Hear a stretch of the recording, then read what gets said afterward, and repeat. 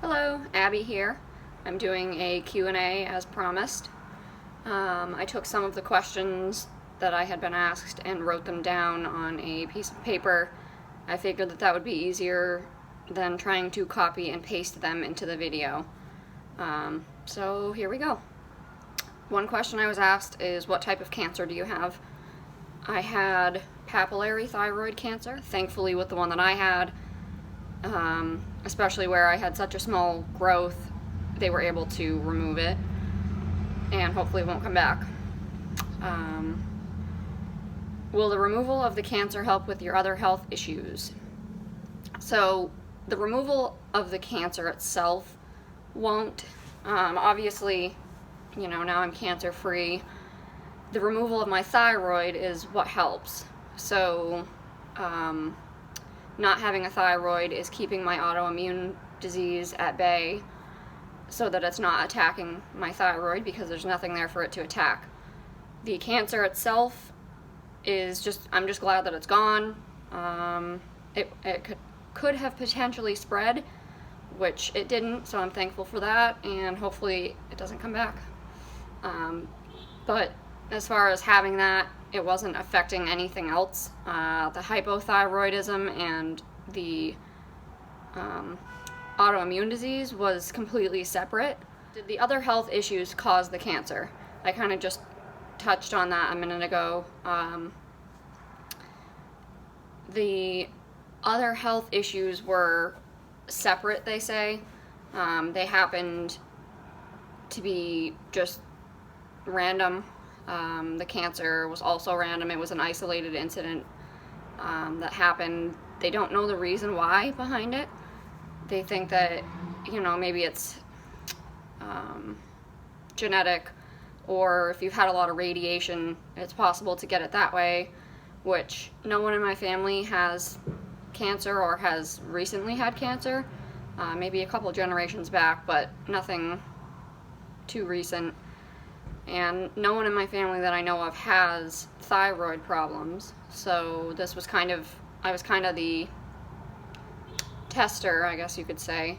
Since they caught it early, is there a chance that it won't come back?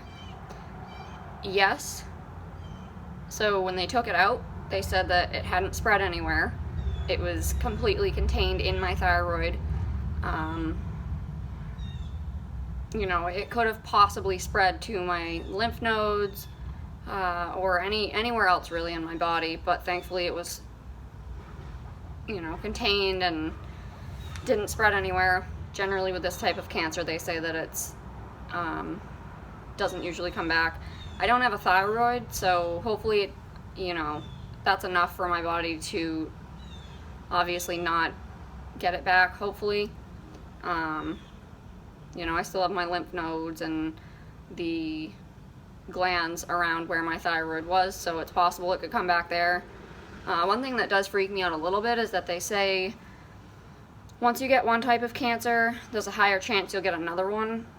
I try not to worry about that too much, but it is in the back of my mind. So for now, anything that happens to me health-wise kind of freaks me out.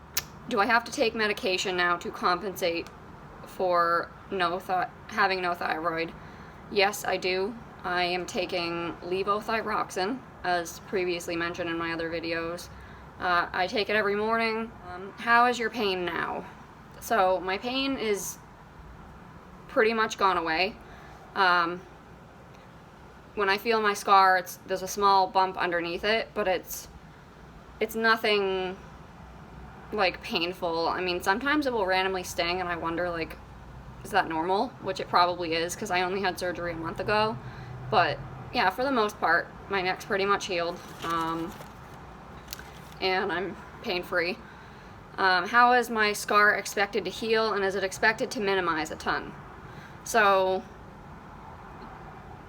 the general rule is that scars usually take a solid 6 months to heal.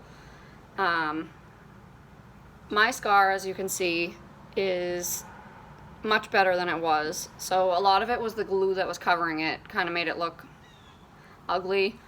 Now when I'm talking to people, some people will notice it and ask me, what it's from. Other people will say, wow, your scar healed great, it looks awesome, you can barely tell that it's there.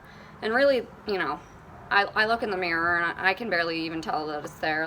It's gonna go down a lot more over the years. It will take time, but for the most part, this is the extent of it.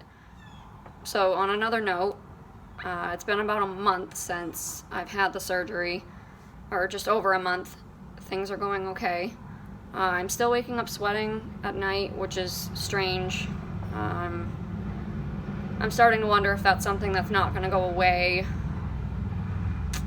And I'm still cold a lot. Like, I'll be at work and my hands will just be freezing.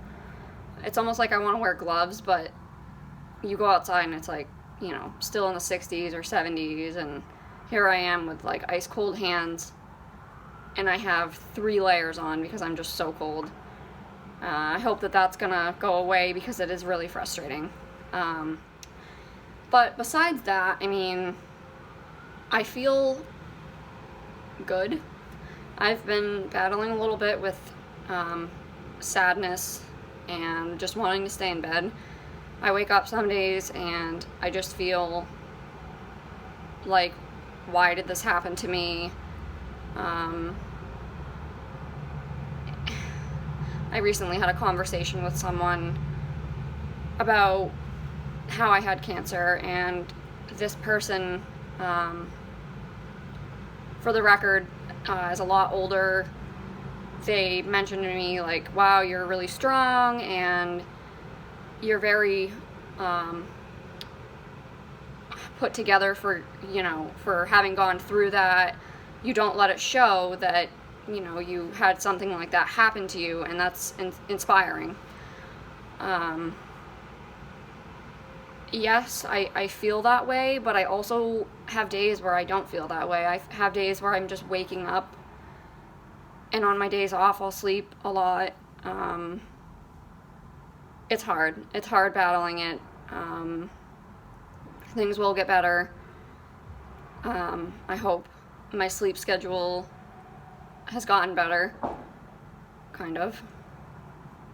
I appreciate anyone who's reached out to me.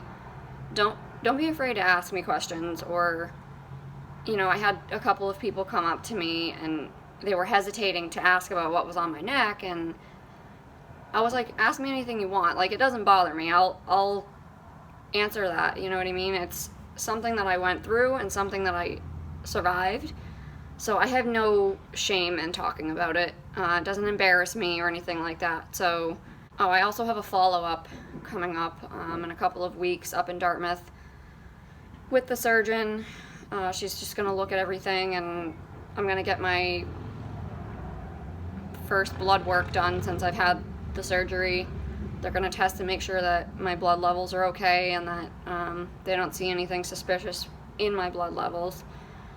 And I'll probably make a video after that, once I get the results from that. So if you have any questions in the meantime, or just want to reach out to talk, I'm always here. I have an Instagram. My name is _Abigail Sarah. Feel free to follow me. Thank you for watching.